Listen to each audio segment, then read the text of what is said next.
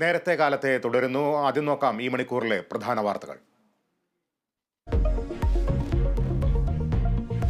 Pookode veterinary സർവകലാശാല വിദ്യാർത്ഥിയുടെ മരണത്തിൽ പ്രതികൾക്കായി ലുക്കൌട്ട് നോട്ടീസ് ഇറക്കും. കോളേജ് യൂണിയൻ പ്രസിഡന്റ് അടക്കം 12 പ്രതികൾ ഒളിവിൽ. കേസിൽ ഇതുവരെ അറസ്റ്റിലായത് 6 പേർ. പ്രതിഷേധം ശക്തമാക്കാൻ KSU. സംസ്ഥാനത്ത് തെരഞ്ഞെടുപ്പ് ചൂടുയരുന്നു. പ്രചരണം സജീവമാക്കി ഇടത് സ്ഥാനാർത്ഥികൾ. ഇടുക്കിയിൽ തികഞ്ഞ വിജയപ്രതീക്ഷയെന്ന് ജോയ്സ് ജോർജ്. കോഴിക്കോട് ജനഹൃദയ യാത്രയുമായി MK രാഘവൻ. സ്ഥാനാർത്ഥി നിർണയ ചർച്ചകൾക്കായി K സുരേന്ദ്രനും തുഷാർ വെള്ളാപ്പള്ളിയും ഡൽഹിയിൽ.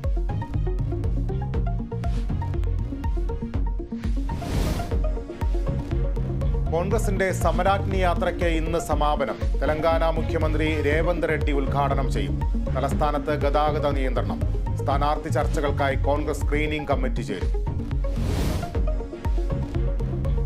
തിരുവനന്തപുരം കാര്യവട്ടം ക്യാമ്പസിൽ കണ്ടെത്തിയ അസ്ഥികൂടം പുറത്തെടുത്ത് പരിശോധന നടത്തും. ഫോറൻസിക് സംഘം രാവിലെ സ്ഥലത്തെത്തും.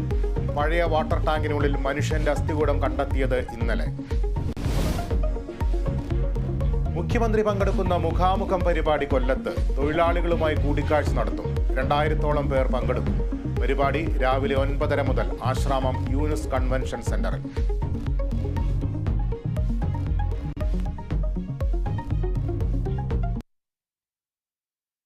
വാർത്തകളിലേക്ക് വിശദമായി.